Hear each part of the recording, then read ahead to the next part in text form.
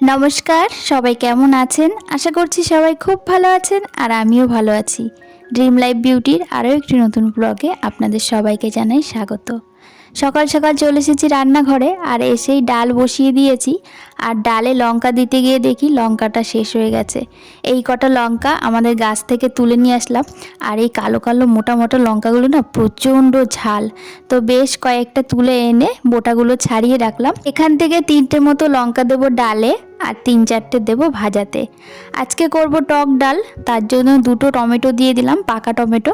কাঁচা টমেটো দিয়ে টক ডাল না কয়েকদিন করে খেয়েছি, খুব একটা ভালো লাগছে না। আর এখনকার টমেটো মানে হাইব্রিড, দেশি না, যার জন্য ডালের মধ্যে দিলে না ঠিক মতো গলে না। কিন্তু এই পাকা টমেটোগুলো না একদম দেশি টমেটো, ডালের মধ্যে দিলে গলে যায়। আর এর মধ্যে দিয়ে দেবো বেশ কয়েকটা কাঁচা তেঁতুল। তেঁতুলগুলো যেন টক না, ওই জন্য একটু বেশি করেই আজকে দেবো। টক ডাল যদি একটু টক টক না হয় তাহলে কি খেতে ভালো লাগে বলুন? যে কয়েকটা বাদবাকি ছিল সব কয়েকটা তেঁতুল দিয়ে আজকে সবটা শেষ করে দেবো। 2-3 দিন ধরে টক ডাল খাওয়া হয়েছে, মানে টকই হয় না, তো আজকে একটু বেশি করেই দিলাম। আর এদিকে ডালের সঙ্গে একটা ভাজা করব, তার জন্য সমস্ত কিছু কেটে কুটে ধুয়ে নিলাম। আর সোনার বাবা এই যে ঘুম থেকে উঠলো এখন, তার জন্য চা বানাবো। এখানে 3 কাপ মতো চা বানাচ্ছি। আমাদের তো কখনই চা খাওয়া হয়ে গেছে, ঘুম থেকে ওঠার পর 1 কাপ চা না খেলে যেন এনার্জি পাওয়া যায় না। তো সেই জন্য আমরা যে কয়েকজন ঘুম থেকে তাড়াতাড়ি উঠেছি একদম হাত মুখ ধুয়ে ফ্রেশ হয়ে জল খেয়ে তারপর চা বানিয়ে খেয়ে নিয়েছি। আর এখন সোনার বাবা কাকা সবাই ঘুম থেকে উঠেছে, ওদের জন্যই চা বানিয়ে নিলাম।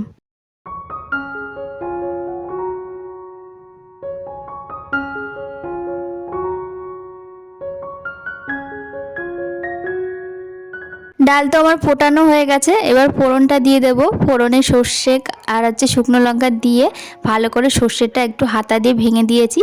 আর এখন ডালটা ফোড়ন দিয়ে নিলাম। আজকে ডাল দিয়ে বেশ সুন্দর গন্ধ বেরিয়েছে, আর ডালটা দেখেই মনে হচ্ছে আজকের ডালটা খেতে ভালো হবে।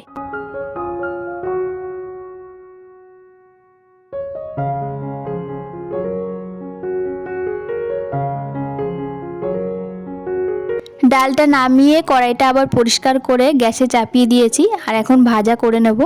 অনেক দিন ধরে ফ্রিজের মধ্যে দেখছি 2টো ব্যাগের মধ্যে আর কি প্লাস্টিকের মধ্যে বিনস জমে গেছে। তো ভাবছিলাম যে একটুখানি ফ্রাইড রাইস করে খাবো, সেই আশায় রেখে দিয়েছিলাম বিনসগুলো। তারপর দেখি ছোটদা আবার বাজার থেকে এনেছে, সেই জন্য ভাবলাম আগের বিনসগুলো আলু দিয়ে একটুখানি ভাজা করে নিই। আর আলু দিয়ে বিনস দিয়ে মটরশুঁটি দিয়ে ভাজা করেছি, গরম গরম খেতে কিন্তু গরম ভাতের সঙ্গে বেশ ভালো লাগে। আর সাথে কাঁচা লঙ্কা তো ভেজেছি। তো যাই হোক, সকালে রান্না বান্না তো আমার হয়ে গেছে, কাঠে ভাত হয়েছে, আর এদিকে গ্যাসে আমি ডাল করলাম আর ভাজা করলাম। আর ছেলের জন্য 2টো ডিম সিদ্ধ বসিয়ে দেবো, যখন খাবে তখন গরম গরম। কারণ ডিম সিদ্ধ ঠান্ডা হয়ে গেলে না অতটা ভাল লাগে না, গরম গরম যতটা ভালো লাগে। আর এবার চলে আসলাম ঘরের কাজকর্ম করতে। বিছানা তো পড়ে রয়েছে, রান্না বান্না হয়েছে ঠিকই, কিন্তু ঘর দোরটা এখনো পর্যন্ত গোছানো হয়নি।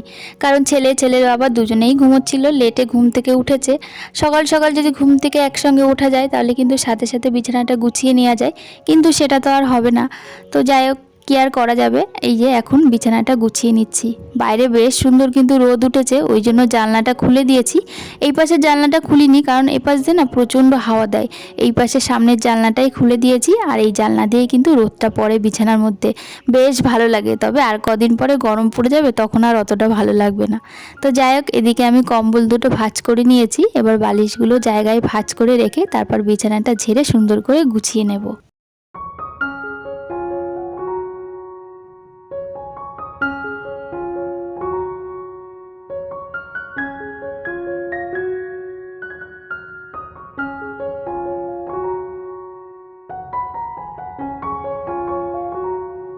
বিছানা তো আমার গোছানো হয়ে গেছে, এবার চলুন আবার যাই রান্নাঘরে।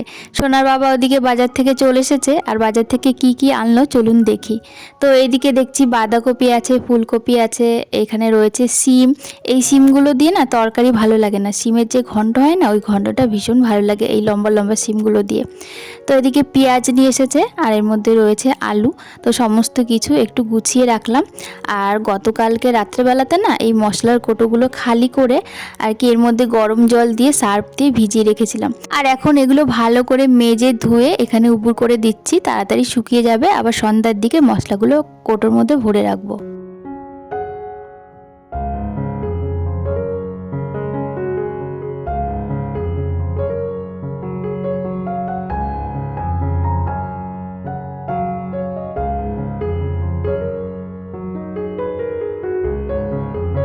দুদিন আগে একটা ডিম এনেছে, তো সেই ডিমটা এখানেই পড়ে রয়েছে, এখনো পর্যন্ত গুছিয়ে রাখা হয়নি।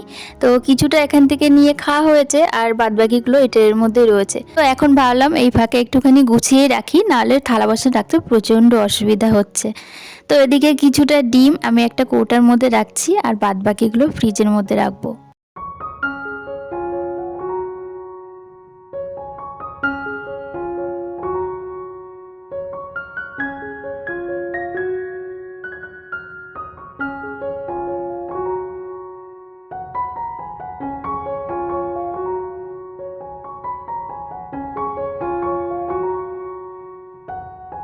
আজকে সোনার বাবা দেখি বাজার থেকে এনেছে কাতলা মাছ। কাতলা মাছই আনতে বলেছিলাম, অন্য মাছ আর খেতে ইচ্ছে করছে না, আর অনেকদিন কাতলা মাছ আমাদের বাড়িতে হয়ও না।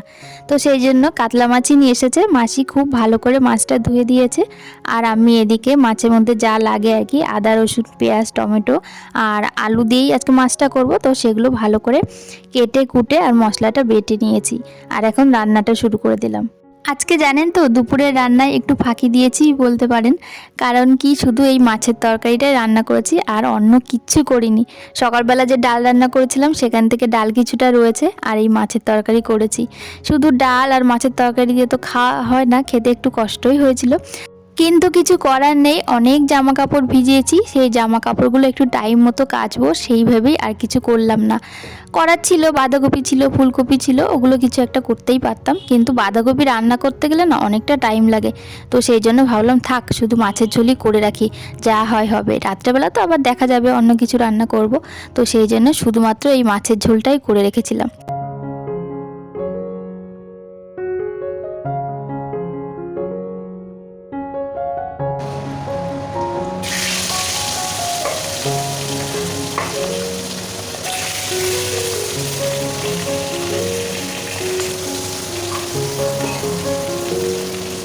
মাছগুলো আমি খুব ভালো করে ভেজে নিয়েছি, সমস্ত মাছই আমার ভাজা হয়ে গেছে। এবার তরকারিটা বসাবো।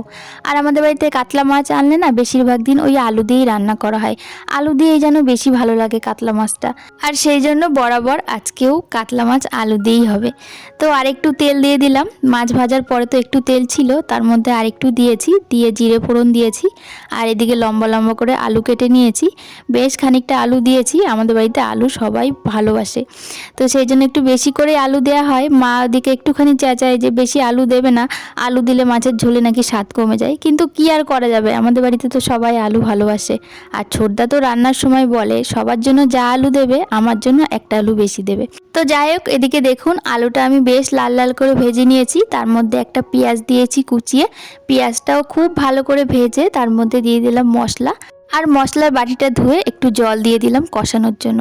এর মধ্যে এবার লবণ হলুদ সমস্ত কিছু দিয়ে খুব ভালো করে কষিয়ে আমি এদিকে জল দিয়ে দিয়েছি। আর জলটা না পাশের ওভেনে আমি একটু গরম করতে বসিয়ে দিয়েছিলাম। গরম জল দিলে তরকারির স্বাদটাও ভালো হয় আর একটু তাড়াতাড়িও ঝোলটা আর কি ফুটে যায়।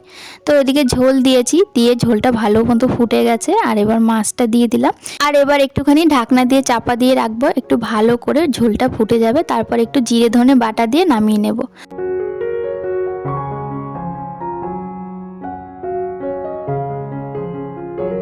মাছের ঝোল তো আমার নামানো হয়ে গেছে, আর এদিকে যে টুকটাক ছোটোখাটো বাসন বেরিয়েছে সেগুলো এই সিঙ্কের মধ্যেই আমি মেজে নিচ্ছি। বড় বড় বাসন বলতে ওই কড়াই আছে একটা, আর মাছের গামলাটা, আর মাছের যে ঝুড়িটা সেটা মাসির জন্য রেখে দিয়েছি, ওই বাইরের কল থেকে মেজে নেবে। কারণ বড় বড় বাসন না এই সিঙ্কের মধ্যে মাজতে প্রচণ্ড অসুবিধা হয়, আর কড়াই মাজতে তো আরও বেশি অসুবিধা হয়, খুব একটা ভালো পরিষ্কার করা যায় না। তো সেই জন্য ওগুলো বাইরেই মাসি মেজে নেয়, আর যে ছোটোখাটো বাসনগুলো হয় সেগুলো তো আমি নিজেই মেজে ফেলি এই সিঙ্কের মধ্যে। ঘরের এই রান্নাঘরটা তো নতুন হয়েছে, এই 1-1.5 মাস হচ্ছে রান্নাবান্না শুরু করেছি, আর বাদবাকি দিনগুলো তো ওই বাইরেই রান্না করতাম। আর বাইরের কলেই কিন্তু ওই বড় বড় বাসন হাঁড়ি করার সমস্ত কিছু মেজে আমাদের অভ্যাস, সেই জন্য না এই সামান্য এই ছোট্ট সিঙ্কের মধ্যে না হাঁড়ি কড়াই এগুলো মাজতে একদম পারি না, প্রচণ্ড অসুবিধা হয়। আর বাইরে যেহেতু কল আছে তো সেহেতু রান্নাঘরে এত চাপ মানে প্রেশার দিই না, তো বাইরেই ওগুলো মেজে নিই। তো ছোটোখাটো যেগুলো বাসন আছে টুকটাক ওই রান্নার সঙ্গে সঙ্গে মেজে নিই, আর রান্নার পরে টুকটাক যেগুলো বেরোয় সেগুলো সিঙ্কের মধ্যে মেজে নিই। বড় বড়গুলো বাইরেই মাজা হয়। তো যাই হোক, এদিকে আমি রান্নাঘরটা এবার ভালো করে পরিষ্কার করে নেব। বাসনগুলো তো মেজে উপুর করে দিয়েছি। আর এই চিমনিটা খুব ভালো করে একটু মুছে নিলাম। চিমনিতে প্রচণ্ড তেল জমে, তো সেগুলো যদি খুব ভালো করে না মোছা হয় তাহলে কিন্তু অল্প কয়েকদিনেই নষ্ট হয়ে যেতে পারে। তো সেই জন্য খুব ভালো করে চিমনিটা ক্লিন করেছি। এবার গ্যাসটা আর গ্যাসের চারি সাইডে যেখান দিয়ে আর কি তেল মশলা ছিটে যেতে পারে সেখান দিয়ে খুব ভালো করে পরিষ্কার করে নিচ্ছি। আমি কিন্তু গ্যাস আর গ্যাসের চারি সাইড দিয়ে কিন্তু হ্যান্ড ওয়াশ দিয়ে খুব ভালো করে পরিষ্কার করে নিই, আর তারপর একটা শুকনো কাপড় দিয়ে আবার ডবল করে মুছে নিই। তাহলে কি জলটা থাকে না আর তাড়াতাড়ি শুকিয়ে যায়। তো এদিকে দেখুন রান্নাঘরটা আমার খুব ভালো করে পরিষ্কার করে নেওয়া হয়ে গেছে। এবার গ্যাসটা শুকনো কাপড় দিয়ে মুছে তারপর সিঙ্কটা একটুখানি ভালো করে পরিষ্কার করে নেব, তাহলে কিন্তু রান্নাঘর আমার একদম পুরো ক্লিন। তো চলুন এরপর যাব জামা কাপড় কাচতে, তারপর স্নান করে দুপুরের খাওয়াটা সারবো। তো চলুন আজকের ব্লগটা এখানেই শেষ করছি। আজকের ব্লগটা আপনাদের কাছে কেমন লাগলো অবশ্যই কমেন্টের মাধ্যমে জানাবেন। যদি ভালো লাগে একটা লাইক করে দেবেন, আর আমার চ্যানেলে যারা এখনও পর্যন্ত নতুন অবশ্যই চ্যানেলটি সাবস্ক্রাইব করে আমার পাশে থাকবেন।